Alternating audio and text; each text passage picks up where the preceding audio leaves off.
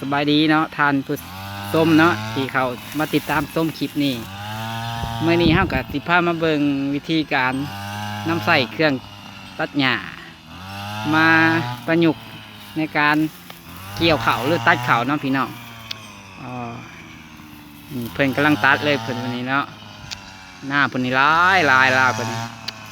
โอ้ถือว่าแล้วไปแล้วครึ่งหนึ่งไงยังครึ่งหนึ่งเนาะผู้นะทางผู้พี่น้องเพิ่นตัดนี่ก็ฝีมือดีอยู่เป็นแถวงามพี่น้องเลยเลี้ยงแถวงามได้ธรรมดาฝีมือเพิ่นพอใส่ได้หลังจากเกี่ยวเขาทางนี้เกี่ยวเขาแล้วงอกกล้วยเต็มพี่น้องเลยนี่แหละวิธีบ้านนอกเฮาเห็นหน้าเลี้ยงงัวเลี้ยงควายพี่น้องเลยนี่เฮาก็มาเบิ่งวิธีการตัดเพิ่นเนาะตัดเป็นแถวงามพี่น้องเขาหน้าเพิ่นเองก็คือว่างามอยู่พี่น้องปีนี้ครับกันแถวงามพี่น้องจากเพิ่นก็โอ้เสียงดังฟังสัตว์ได้พี่น้องเลยบบสองที่อย่างดี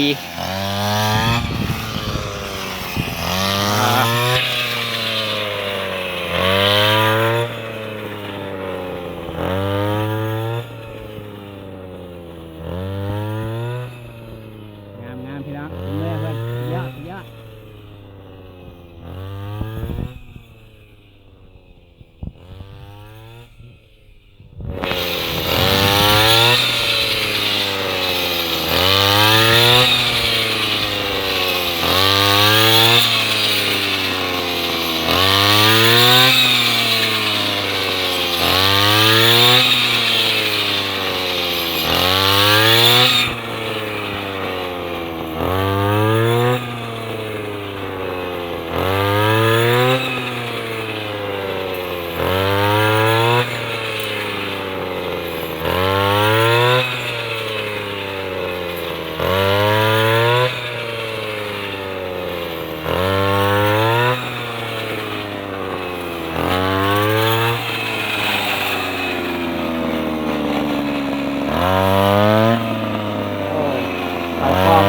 ตัดได้พี่น้อง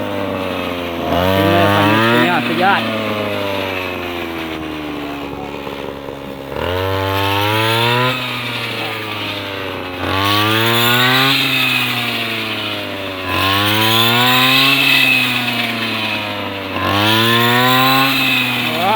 ยุกโป้อีก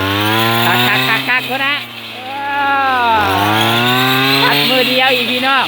ตัดธรรมดาลูกบ่จำเพิ่นว่าสกิลมันว่าธรรมดาสกิลการตัดเขาเพื่อนตัดมือเดียวขักลายเขานี่ก็ใกล้สิกอมเพื่อนเลยพี่น้องตัดบ่ทันหน้าเป็นลายหูยังลายขนาดเลยปีนี้เพิ่นต้องเลยสอบเบา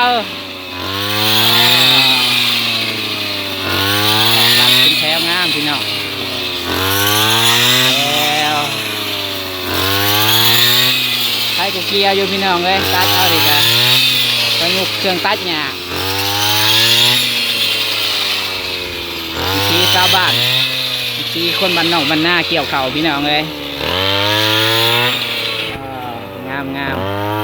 ผูกกับงัวโอ้ยหลายจะงัวไผ่งัวยาตัดเป็นแถวงาม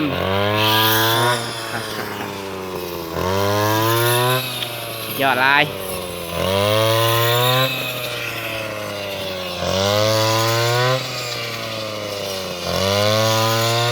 นี่แหละ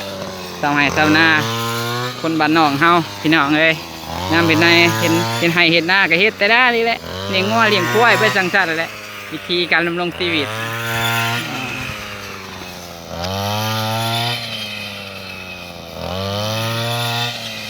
แถวงามคักนั่นนี่ถือว่าโอเคแล้วการตัดของเพิ่น เอา